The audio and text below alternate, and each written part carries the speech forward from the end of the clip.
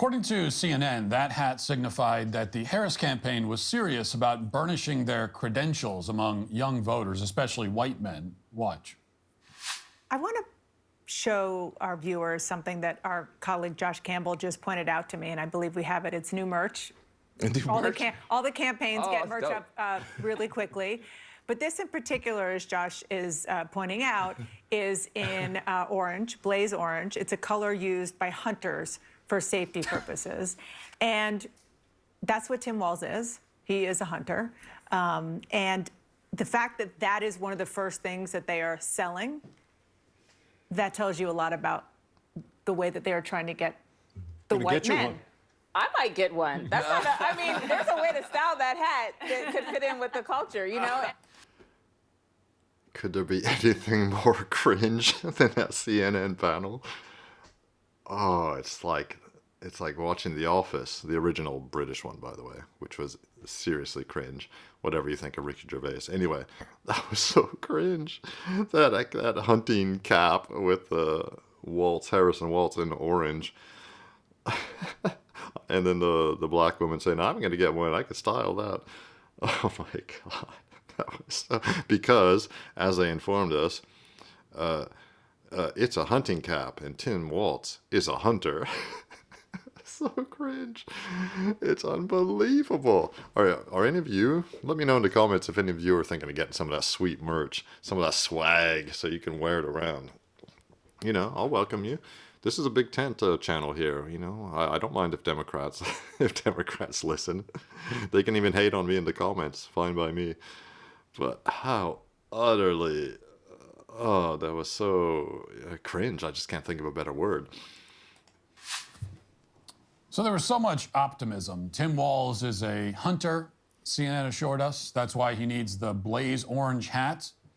And thanks to this hat, men are going to recognize how authentic and masculine Tim Walz is. Men will sit around at the pub saying to each other, gee whiz, that Tim Walz he's a real man's man. Did you see his orange hat? Trump campaign won't even stand a chance. After all, their hats are red, and men don't respond to that. They only respond to blaze orange. Now, that was the consensus in the corporate press anyway, but 2 months later, it's starting to look like the unthinkable has happened. The Harris Walz camo hat has not, in fact, exerted a kind of mind control over hundreds of thousands of men across the country. It has not guaranteed a Kamala Harris landslide, as expected. Instead, Kamala Harris's campaign is in free fall among men of every demographic group. A New York Times poll just found that nationally, Trump has a significant lead among likely male voters. He's up by more than 10 points. Meanwhile, a USA Today poll found that in Arizona, a majority of Latino men between the ages of 18 to 34 support Donald Trump. Among Latino men aged 45 to 49, Trump support is even higher at 57%. And for their part, black men are also increasingly turned off by Kamala Harris's campaign. New York Times reports that Kamala Harris, quote, still significantly trails Joe Biden's 2020 share of likely black voters. And the numbers show that she's especially far behind among black men. And you know what that means? Well, it means that Barack Obama is once again very disappointed. Now, it's no secret that a lot of things disappoint Barack Obama. He was disappointed when George Zimmerman exercised his right of self-defense to save his life. He was disappointed when Americans elected Donald Trump. He was disappointed when he had to cancel his 60th birthday party on Martha's Vineyard because the plebes noticed that he was disregarding the COVID rules that he pretended to care about. Pretty much everything that happens somehow ends up disappointing poor Barack Obama. But this time is different. His brow is really furrowed this time. He's more disappointed than he's ever been before. And specifically, he's disappointed in black men for not supporting Kamala Harris enough. Watch. Barack Obama is back on the campaign trail, and he's making the case against Donald Trump. But before his guest feature in Pennsylvania, Obama made a surprise visit to Kamala Harris's campaign headquarters in Pittsburgh. It was there that he got candid, maybe a little too candid if you are in the vice president's inner circle tonight. He warned that Harris is underperforming him with black voters, and he had a message specifically for black men. Part of it makes me think that, well, you just aren't feeling the idea of having a woman as president. And you're coming up with other alternatives and other reasons for that. And so now you're thinking about sitting out or even supporting somebody who has a history of denigrating you because you think that's a sign of strength, because that's what being a man is, putting women down?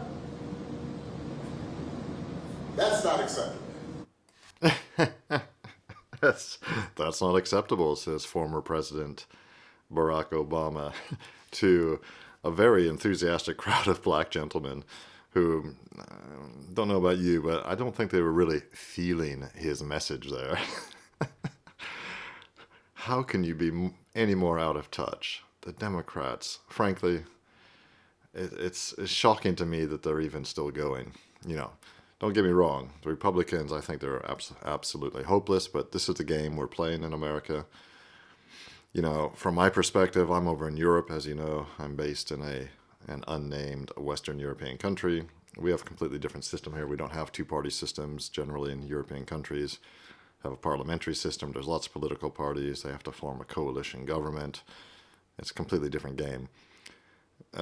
So this whole two-party system, you know, it's interesting to see now that I've lived in Europe for so many years. It's interesting to watch an American election from the outside. Well, I've watched several, but to watch one again. And just the shameless pandering, the shameless, the cringe fest, you know, Hillary Clinton pulling out some hot sauce when she's talking to a black audience like, yeah, sister, I just can't eat anything without my Tabasco sauce or whatever she put on it. And now they're wheeling out Barack Obama to berate black men like they need to be told what to do because, you know, when mommy told him what to do, when Kamala told him what to do, apparently the message didn't get across. So maybe daddy has to come out now and tell him what to do. The whole thing is just sick-making. But I'm shocked that the Democrats are still going. And frankly, I'm shocked. Well, let's see what Matt has to say before I finish up. Not acceptable, he says. Just not acceptable. This is, and you get the finger wag too, the literal finger wag. That's not acceptable. This is how you know the internal polls are just as bad as the public polls, if not worse. The party of joy is now the party of scolding and finger wagging. And it's been that party all along. He's not even hiding his contempt. According to Barack Obama, black men can't possibly be upset with inflation or crime or anything like that. They must hate women. That's the only possible explanation for why Kamala Harris hasn't already locked up 100% of the black vote. Now, what's extraordinary about this is that Donald Trump isn't even polling especially well among black voters. He's just polling a lot better than any other Republican has in recent history. Trump has something like 20% support among black men, which is much higher than Democrats are used to. Still a small minority. But Democrats recognize that this relatively small shift could very well cost them the election. It could flip states like Pennsylvania, which is where Obama was when he delivered that little dressing down. So I think that's enough of that clip. Very interesting. Frankly, here's what I would say. Now, I think some of you are going to hate me for this, but I think if you're a man, you shouldn't even consider voting Democratic. Yeah, I said it. Excuse me. I'm a sexist, whatever you want to call me, misogynist, sexist. And now I'm making fun of the Democratic Party. Believe me, things over here are even worse in Europe. The leftism is just baked into the whole political system. To be even slightly to the right, so-called right, or to be slightly nationalistic or slightly populist, oh, that's considered nearing, you know who. They start calling you all kinds of names. But those parties are making a comeback in Europe, thank goodness. But yeah, I couldn't live with myself if I voted Democrat. And like I said, I've said before in other videos, my entire family, I mean my entire family, are liberals, liberal to leftist to progressive. They're all on that spectrum. And they, of course, will, you know, the men and the women, and they'll proudly be voting Democrat. And, you know, I've got family members who actually volunteer for the Democratic Party in the cities where they live. It's just sickening. Honestly, I don't even know what to say. I'm embarrassed to even admit But this is the way it is. So I think Matt Walsh made loads of good points, skewering the Democrats' flailing attempts to try and get out the masculine vote. Frankly, I don't think it's going to work. But anything can happen in American politics, and we only have a few more weeks to go. So I hope you like this kind of content. Please let me know in the comments if you have anything to say about my commentary or about this clip itself.